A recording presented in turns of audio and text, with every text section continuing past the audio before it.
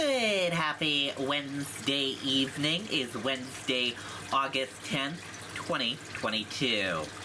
I'm Riley King. Welcome to this Wednesday evening edition of the Riley King Newscast, right here on the Riley King Network.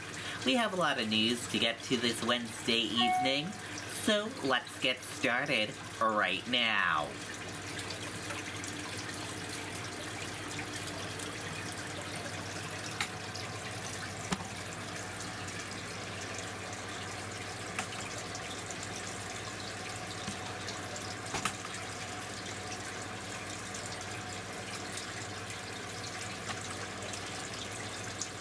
First step, AG, Manchester Police, to provide significant update on Harmony Montgomery investigation Thursday. The Attorney General's office said it will announce a significant update in the investigation into the 2019 disappearance of Harmony Montgomery at a Thursday afternoon news conference. Be sure to stay with the Riley King Network for that afternoon news conference Thursday afternoon. We will be sure to bring you that information in that press conference for you right here on the Riley King Network.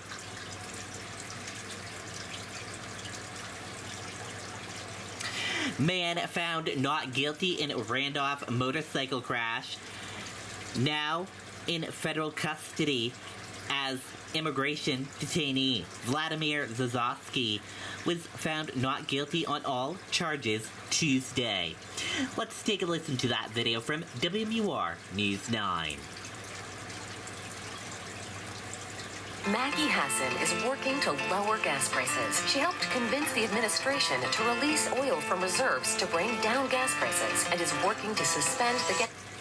We've been on quite the fact-finding mission here today. We have learned that Vladimir Zhukovsky was transferred from the Coos County House of Corrections to the Grafton County House of Corrections back in August of 2021. It's what they call an administrative transfer. But last night at 6:45, ICE federal agents came and took them into their custody, and he's no longer at the Grafton County House of Corrections. Tonight, it's not clear where the Ukrainian national is being held. The online locator states, call the facility. News 9 called every ICE detention center in the region, from New York to Rhode Island, Massachusetts, and of course here in New Hampshire. None of them list Zhukovsky. The ICE detainer was issued for him in June of 2019, citing an extensive criminal history, including prior convictions for drug possession, driving under suspension, and larceny. So once Zhukovsky was acquitted in the Randolph motorcycle trial, federal agents came to take him back into their custody. He was served a notice to appear as well yesterday, but where and when he appears is a mystery. News 9 has confirmed the former truck driver will appear in Superior Court in Enfield, Connecticut, September 1st, to face an OUI charge from May 11th of 2019. Zhukovsky was arrested in East Windsor, Connecticut. That case exposed failings at the Massachusetts Registry of Motor Vehicles. The agency did not take action to revoke Zhukovsky's commercial driver's license, despite being notified of the arrest by Connecticut officials. The background information provided to News 9 from ICE indicates an immigration judge will determine whether Zhukovsky gets deported back to Ukraine. But when that hearing happens, we don't know. We are following this case. We'll keep you updated. We're live this evening. Amy Cavino, WMUR News 9. Okay, and there you go on that video and that report.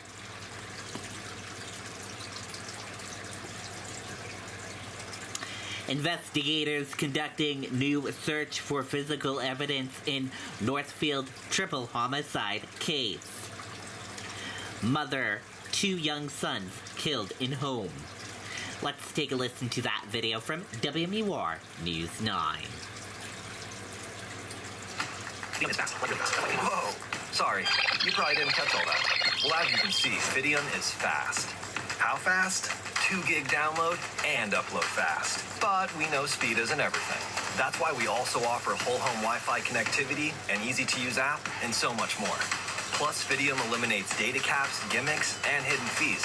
Finally, there's internet that's flexible, friendlier, faster for you.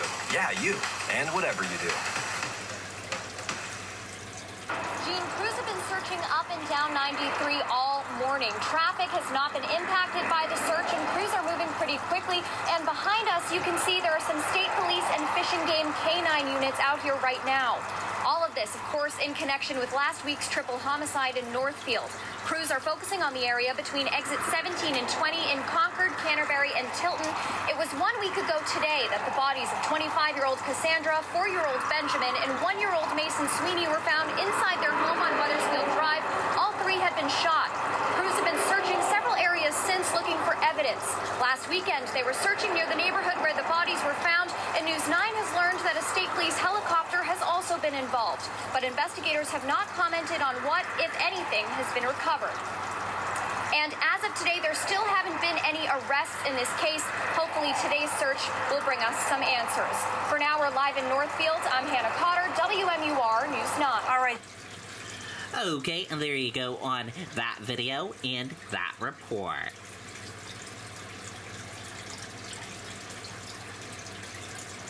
New Hampshire Governor Sununu, Attorney General face criticism over Zosky's verdict statements. NHACDL and ACLU react to statements. Let's take a listen to that video from WMUR News 9.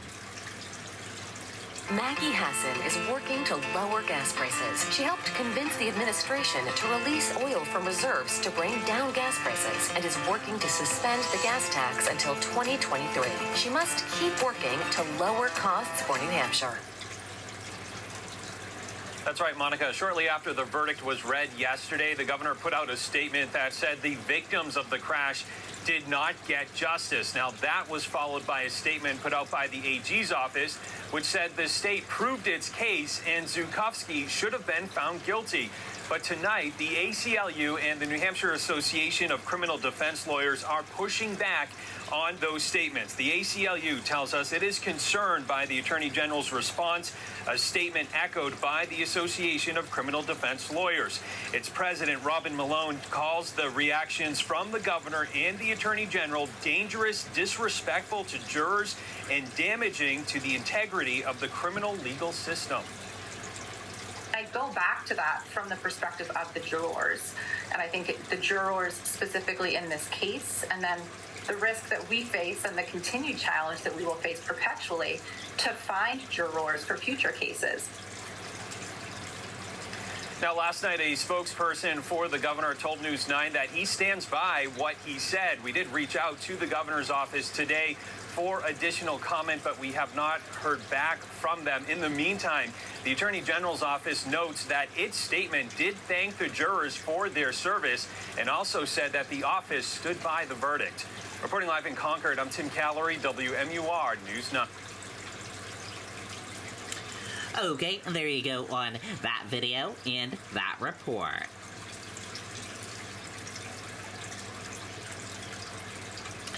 Increase in bear activity leads to temporary closure of Lincoln Campground. Let's take a listen to that video from WMUR News 9. Maggie Hassan is working to lower gas prices. She helped convince the administration to release oil from reserves to bring down gas prices and is working to suspend the gas tax until 2023. She must keep working to lower costs for New Hampshire. U.S. Forest Service has issued a closure order for the Hancock Campground in Lincoln due to an increase in bear activity. The campground will be temporarily closed until at least August 25th. Campers and hikers can avoid conflicts with bears by maintaining a clean campsite and storing food and garbage properly. So the bears probably having a good time camping there right about now, Matt. Right, enjoying some of the snacks and maybe some of the cooler weather, especially covered in all that fur. Oh my gosh. Okay, and there you go on that video and that report.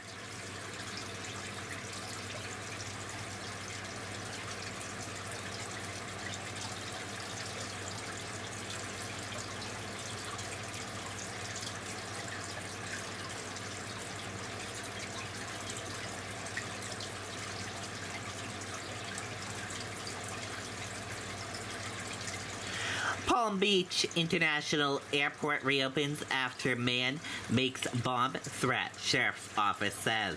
Let's take a listen to that video from WPTV News.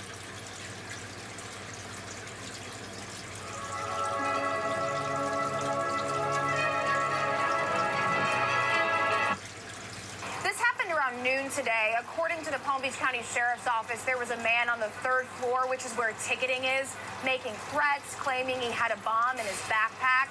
So we got here around 12:30. As soon as we pulled up, the Sheriff's Office had the road leading up to departures blocked off.